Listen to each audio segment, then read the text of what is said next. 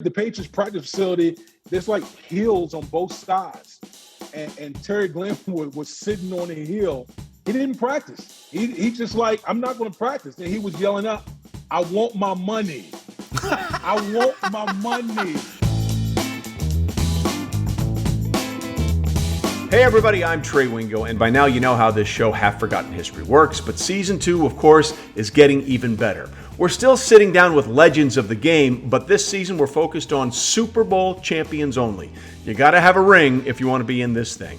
And we're glad to say we're also partnering with DraftKings to make sure you're enjoying all your sporting experiences just a little bit more. We'll get to some picks later in the show, but make sure to use the promo code WINGO when you download and use the DraftKings app. Promo code WINGO. So with that in mind, delighted to be joined today by a guy I not only covered for a lot of years in the NFL as a first-round draft pick out of Boston College, but also had the honor of working with for a long, long time. And if you've ever sat through a Jets game and don't follow him on Twitter, you are missing entertainment for the ages, ladies and gentlemen. The only guy I know that kicked the can 3 times as an offensive lineman, center, guard, all-around good guy, 2-time Super Bowl champion, Damien Woody. What's up, big man? Ray, how you doing, my man? Doing good, brother. Always good to see you. Always good to chop it up with you. So let's start here at the beginning. I think people would say, oh, Damien Woody went to Boston College, played for the Patriots, of course. But you were a bumpkin, man, from Beaver Dam, Virginia. How did you ingratiate yourself into the great Northeast in BC and then the Patriots by being from Beaver Dam, Virginia? You know, I get that question all the time. Like, how in the world did a guy from the backwoods of Virginia end up at Boston College? And it was pretty simple. You know, my whole life, man, I always dreamt of going to the University of Virginia, and I got offered a scholarship my junior year. But Trey, at the end of the day, man, I wanted to try something different. I got recruited by almost every school around the country, and you know, I took an official visit up to Boston, and everyone was like, "What in the hell? Why in the hell would a guy from Virginia want to go up to Boston?" And I just said, you know what?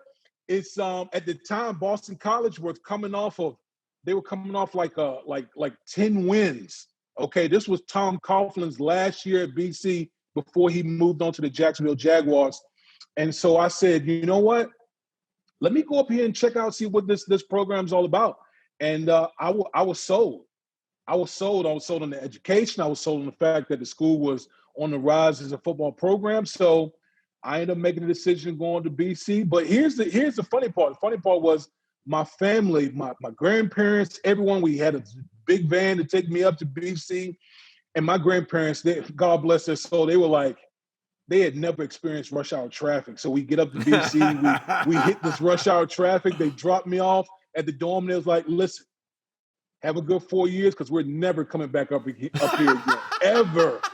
So that's how I ended up at Boston College. So they cut you off right away. It's like, we love you and we think you're great, but we are not putting up with this crap one more time. Never again. Because at the time, there was the whole big dig up in Boston, that whole highway project. And they were like, there's no way in hell I'm coming back up here again. Well, somehow, without them showing up, you managed to survive. You thrived, even though there was a coaching change at BC. And you're a first-round pick of the New England Patriots, in 1999? Correct. Let's see, who else was a pick of the Patriots in 1999? Well, 1 year later, somebody else came along. So you were there right at the precipice. So you were a year in after Tom Brady gets drafted in the 6th round out of Michigan in 2000. And what were your initial impressions of Tom Brady? Because you had already played a year and you were already starting a year before that with Bledsoe. Yeah, you know, first thing I noticed was like, this guy's not the most physically imposing type of guy. You know, every video and every clip from the combine, it was true. I'm like, this guy's not going to intimidate anyone just by his physical prowess. But the one thing you saw with him is this dude had an amazing work ethic. Like I know it gets cliche-ish, but the whole first person there, last person leave, that was really Tom. He worked his tail off, and he came in he was the number 4 quarterback behind Drew Bledsoe, behind John Freeze, behind Michael Bishop. And what you saw from this guy, he was just methodical, just practice after practice, game after game. He just methodically worked his way up until he was literally the backup to Drew Bledsoe. So that whole chip that he has on his shoulder, you can't Like, you can't get to the status that he got to without having a massive chip and a massive work ethic. Was Pete Carroll your coach your rookie year? He was. Pete Carroll's my coach. Okay, that's not it.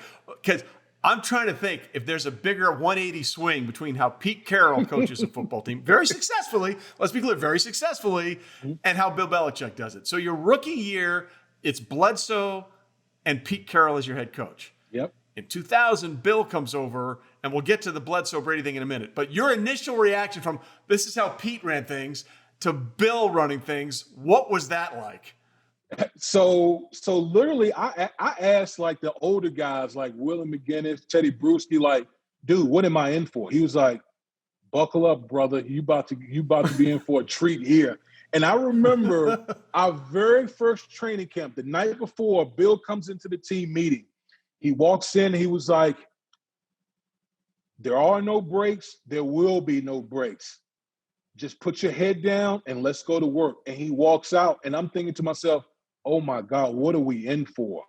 And Trey, when I tell you, it was the hardest training camp I have ever gone through. Literally, every night, a guy was retiring. He would come into the team meeting, and he was like, this person retired, that person retired. It was a bloodbath in training camp, and that was kind of the way the first season went. We went, I think, 5-11 our first year, and Bill didn't let up at all. He didn't let up. We practiced in pads Wednesday, Thursday, even Friday sometimes. And everyone knows on Fridays are usually perfect Fridays where you don't wear pads. You're basically in like your jersey, and you just want to make sure everything is perfect. There were times where Bill had us in pads on Fridays. So he was literally trying to set the culture, set the tone for the program. And let's be clear, he had come in having already failed as a head coach in Cleveland. Correct. And your first year in 2000, I wouldn't call it great. So what were you guys thinking about who this guy was and the things he was doing at that time? Were you buying into it, or did you guys have many questions? No, no, guys were buying into it, but we knew it was a transition. We were one of the oldest teams in the league. We had a lot of veteran guys, a lot of veteran leftovers from the Parcells, Pete Carroll era. And it was just, we were in transition. But the one thing that could never be disputed was his acumen for the game of football. And I'll tell it till the cows come home to this day. I've never been around a guy as smart and as prepared as Coach Belichick. His ability to know situations, to know the game of football. It was apparent we just didn't have the talent in our first year. He didn't have enough of his guys, and that was a real reason why we were 5-11. It wasn't because of the coach. The coach knew exactly what he was talking about. We just didn't have the pieces yet.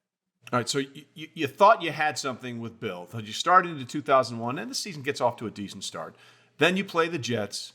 Mo Lewis hits Drew Bledsoe, and that's it for him. So in comes Brady. So when you realized that Brady was coming in and Bledsoe was going out, what was the first thing that went through your mind? Well, okay, so, this is something that a lot of people won't know is, so I got hurt in that game as well. I had a neck stinger, and I didn't return in that game.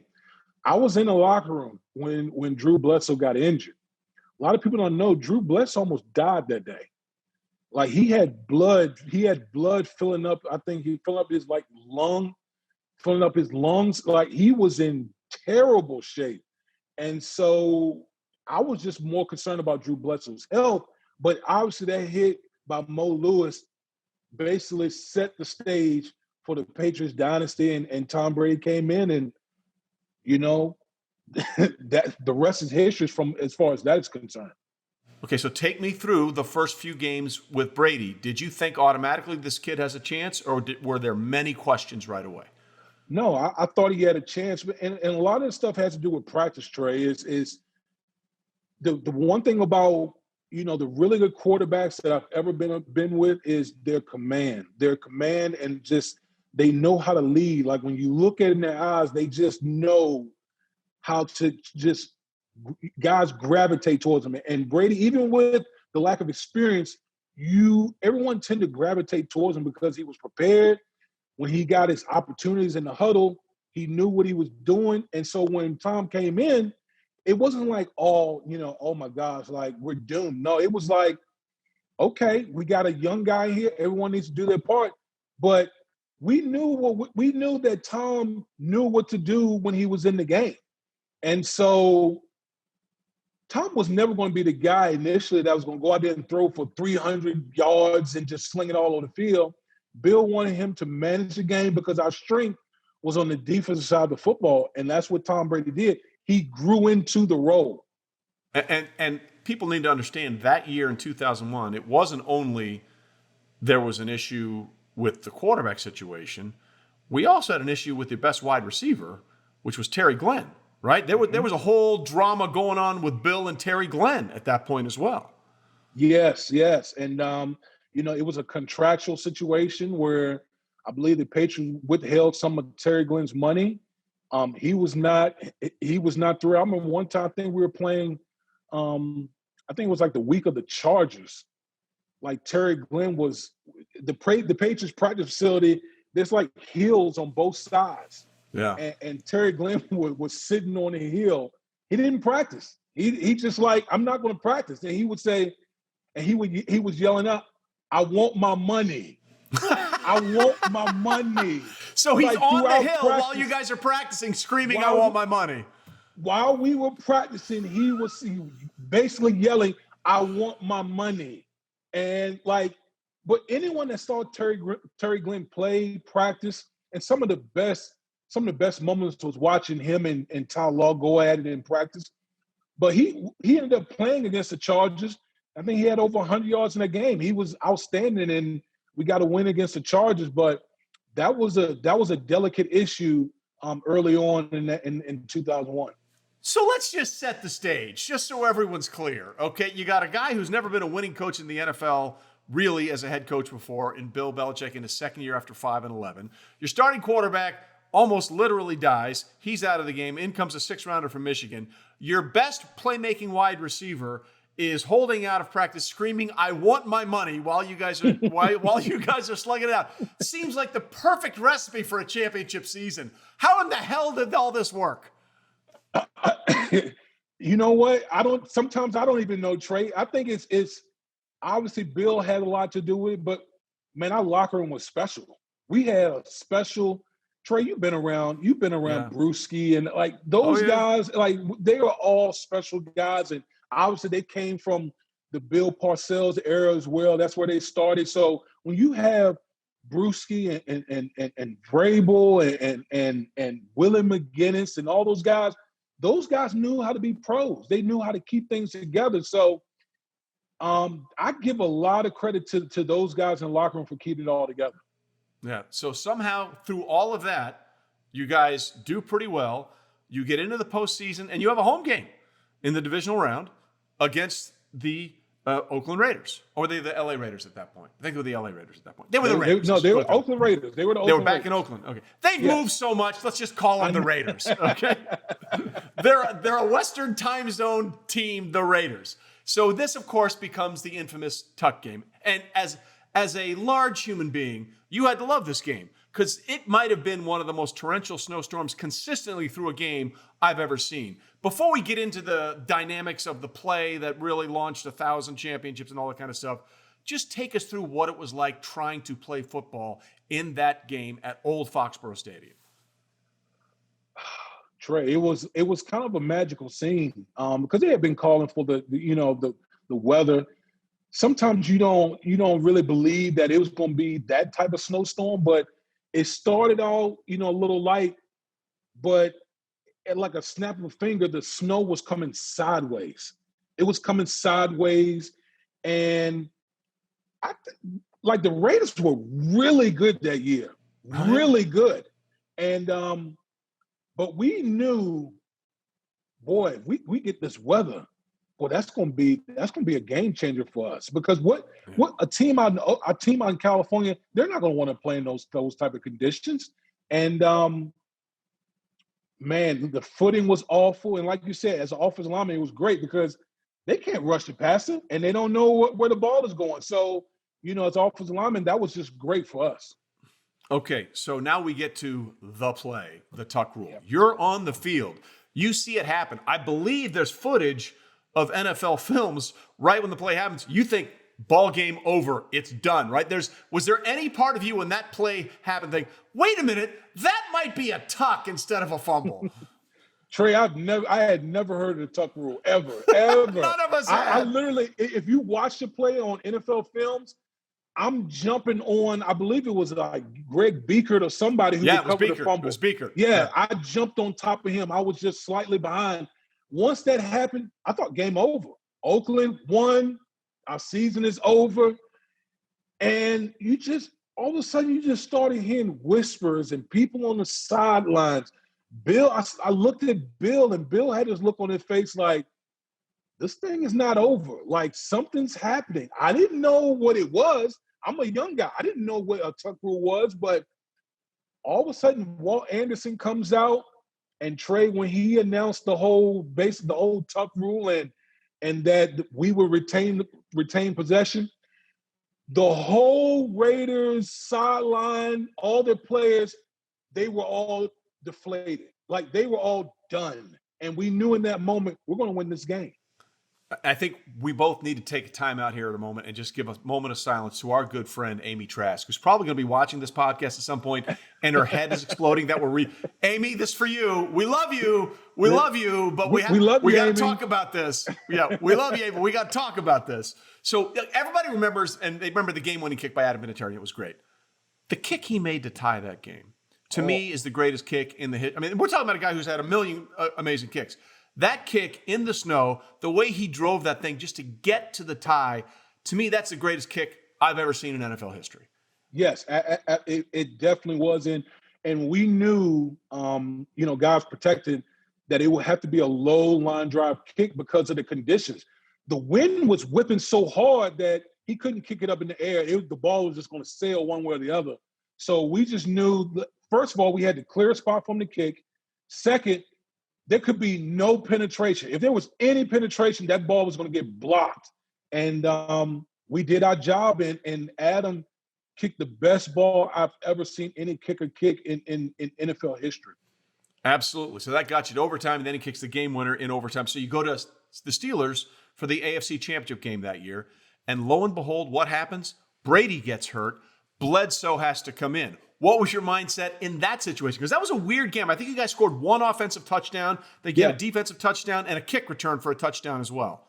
Yeah, absolutely. That's the type of game that Bill Belichick loves, when you have all three phases working in tandem. But when Drew came in, we knew, we were like, we're not going to miss a beat with Drew Bledsoe in here, and he was confident. And we just try to that Pittsburgh defense they were the best in the league that year, and so we just try to give him time. And he hit the touchdown pass to David Patton in the end zone.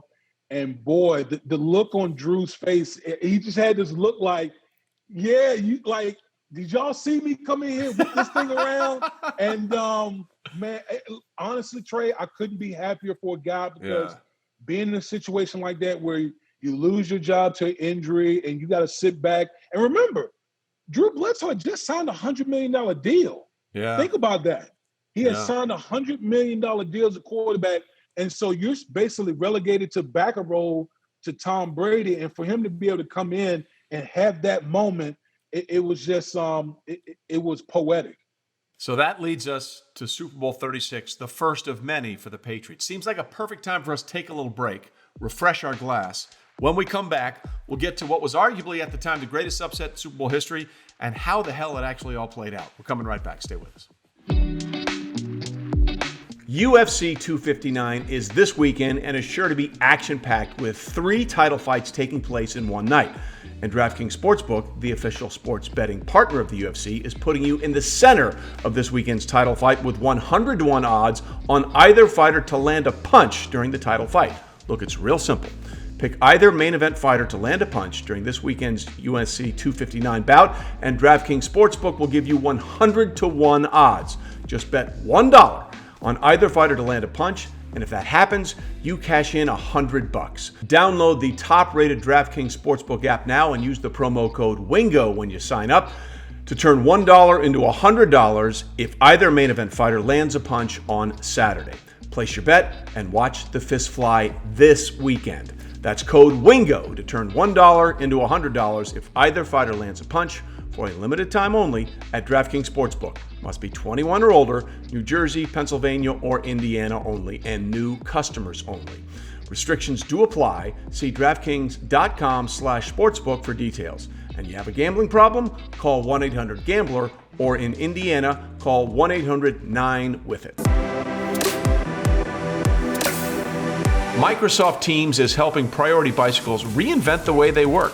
When the pandemic hit, the bike shop had to close their New York City showroom. Now they found a way to reopen by doing virtual visits on Teams. And now the team can meet with 2 or 3 times the number of customers they could before, and people from all over the world can visit their showroom. Learn more about their story and others at Microsoft.com/Teams.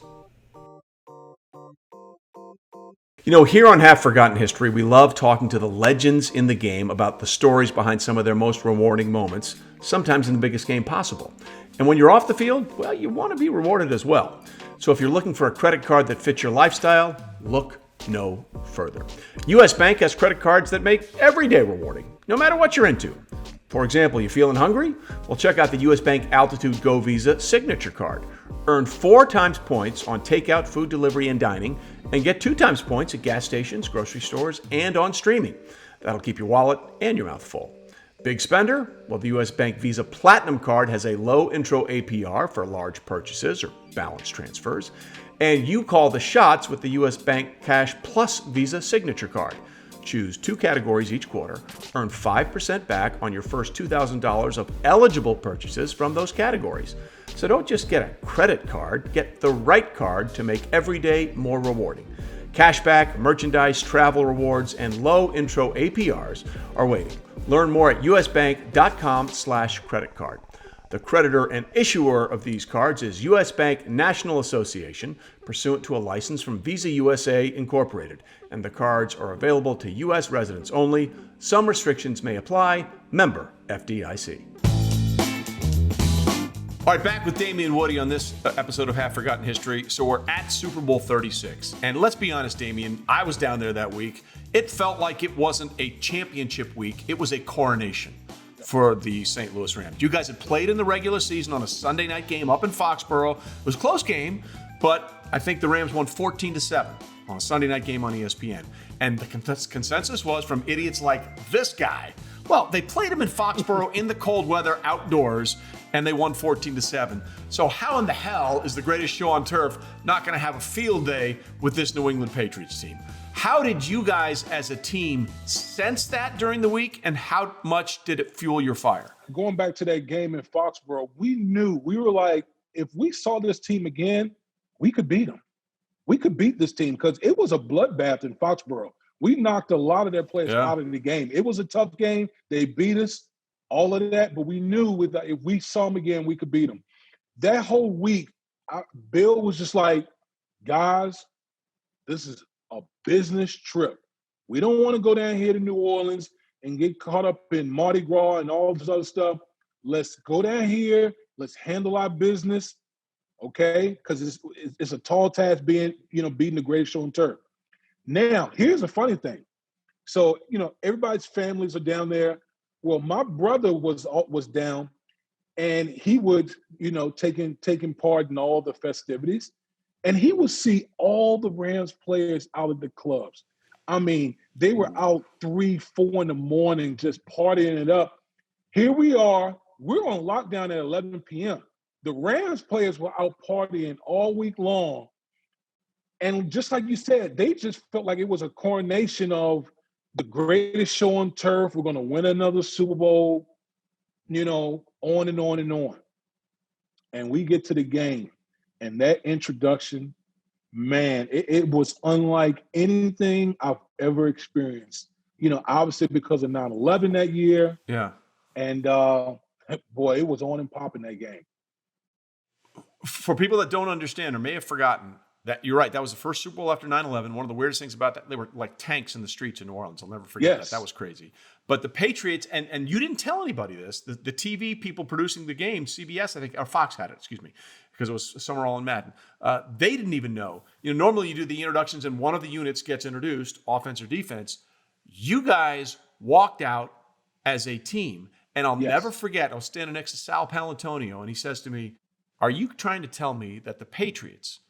The first year after 9/11, a team called the Patriots that just did that, you think they're going to lose this game?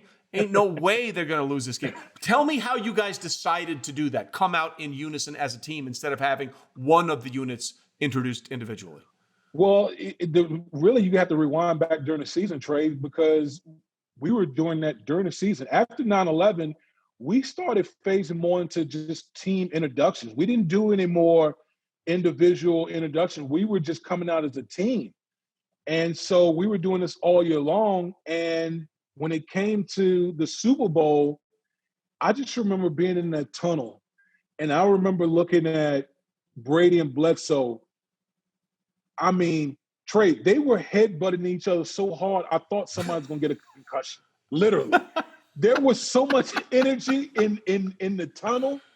And I'm just thinking to myself, there's no way in hell we're losing this game to the St. Louis Rams. I don't care if they got, if they got Zeus on their side. We're not losing to the St. Louis Rams in this football game. That's how much energy was in that tunnel for the introductions. Just to tell you how much of an effect that had, that following year, my son, at like a sixth grader, played his first year of organized football, and they made it to the championship game, and they were going to do the introductions. And he got up there and said, no, man, like the Patriots, we're going out as a team. And I was like, that's my boy. That's my boy. you were the inspiration. I was like, I'm so proud of you. That's right. They won that game, so I'm just saying, it just happened to be that way. The whole thing worked perfectly. So you guys actually beat the crap out of them in that game. And one thing I'll remember about this is they basically, the way Bill called that game from a defensive standpoint, they dared Mike Martz as the offensive coach to run the ball with Marshall Faulk, and he wouldn't do it. He just kept throwing passes. Ty Law gets that pick six. And by the time they really started to hand off the ball to Marshall Faulk, it was almost in the middle of the second half, and they had to play catch-up that entire game. Bill is just such a football savant, football genius. And I just remember the whole week, Bill was talking to the defense, saying that the key to the greatest show on turf is Marshall Faulk. The Rams had, obviously got, Kurt Warner, who's a Hall of Famer, Isaac Bruce, who's a Hall of Famer, Torrey Holt, who's going to be in the Hall of Fame one day. Agreed. But he said the key to this whole thing is Marshall Faulk. We need to beat up Marshall Faulk, especially when he comes out of the backfield passing. Right. And I don't know if people remember, Willie McGinnis got called for a holding call one time because he literally grabbed, like bear hugged him coming out of the backfield. Yeah. That was the plan. Yep. Do whatever we need to do to rough up Marshall Faulk because he was the key to that whole offense. Yeah. So that worked, and you guys were in the lead the entire game. Then Kurt hits Ricky Prohl for the touchdown to tie it at 17. And you probably obviously didn't know it at the time, but I don't know if you ever went back and looked at it. John Madden went on the telecast and said the Patriots should play for overtime. Yes, they should play for overtime. So what was the mindset for you guys going? Because let's be honest, like Brady was great on that drive. He had an okay game. He was not Tom Brady as we know him now, like Super Bowl 51 comeback and all that kind of stuff. That just wasn't happening in that game. So what was the mindset for you guys in the huddle to start on that final drive? That we're going for it. Like, this is a Super Bowl. We had been playing our tails off, and obviously the St. Louis Rams had momentum in this, particularly in the second half. But we just felt like in that moment that we needed to go for it. We're not going to play for overtime. We're going to go ahead and win this game. And you're right. I remember I went back and watched the TV copy. Not only did he say it before the drive, but he was saying during the drive that he didn't agree with what we were doing. When we hit Troy Brown on a big play on a crossing route, that really changed everything. It changed the whole dynamic of the drive. Obviously we hit Jermaine Wiggins on another play. And then we lined up with Adam Vinatieri, and boy, he hit another. he hit a game-winning field goal that sealed the deal.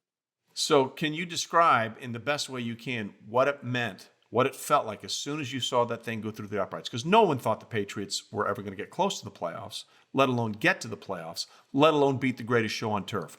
What was the first thing that went through your head when you knew that field goal was good?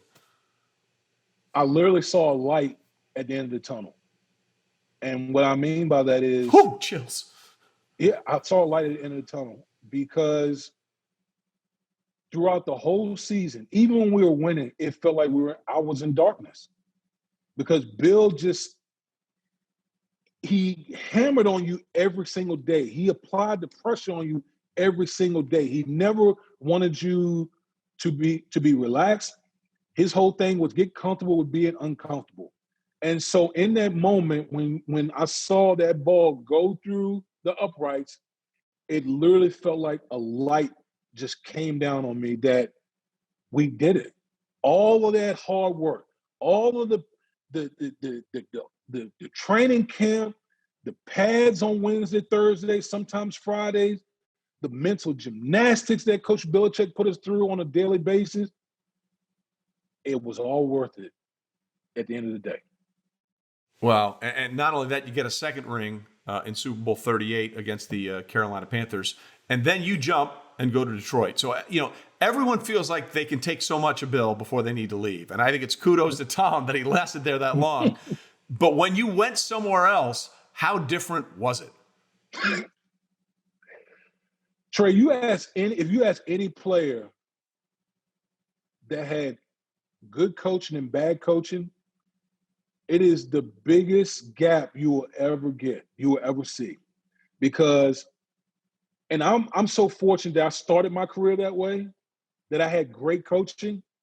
And when I went to Detroit, it was the complete opposite.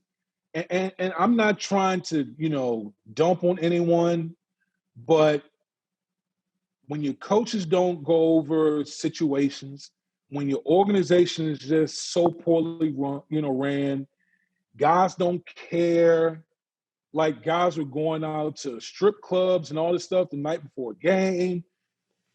Motivation comes in many forms, Damien. Motivation comes in many forms. It absolutely it does, man. But the culture was so different, Trey. And losing wears on you. It wore on me. It wore on me, man. And to the point where I literally gave up money to get out of my contract. Yeah, and by the way, I'm not talking a small figure. I'm talking a nice chunk of money to get out because I was miserable.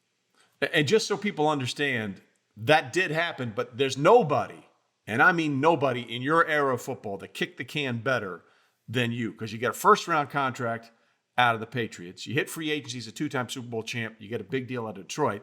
Then you finish up with that massive deal for the New York Jets where you guys got on the precipice a couple of years. And the thing that I've noticed working with you over the years and just following you on Twitter, you feel like you're still part of that Jets thing, and it drives you crazy when they suck. And oh, by the way, they always suck. So, I mean, like, we did a session once on NFL Live where we just did Jets therapy. Like, you were on the couch, I put on the lab coat and the glasses and took notes, and it just felt like you were venting, but you really feel that way. Oh, absolutely. I have a lot of passion when it comes to the Jets, and I'll let it be known. Listen, brother, I appreciate your time. By the way, we should see how things are going here. Later on this day, after this is done, we'll see this. He's going to teach a class at Boston College. I'm just at a bar having a drink. We're headed in opposite directions. I just wanted you to know that. Yeah, I can't drink too much. I just had a couple sips, but yeah, I do have to teach a class tonight. And, I'm a man of many skills, Trey. I'm a man of many skills. And I'm a man of diminishing skills, and that's why this works. Listen, brother, I love you. I appreciate the time. All the best to you and your family. Cheers, and thanks for spending some time with us today. Love you too, brother. Thanks for having me. So that'll do it for this episode of Half Forgotten History. Remember to use the promo code WINGO when you download DraftKings to make some picks this weekend. We'll see you next time on Half Forgotten History when our guest will be a former Super Bowl champion who played a long time for the Pittsburgh Steelers and is now a member of the media, and he did it while playing high school football at that pantheon of great talent depth, New York City. You don't get a lot of those out there. Willie Colon will be our next guest. We'll see you next time.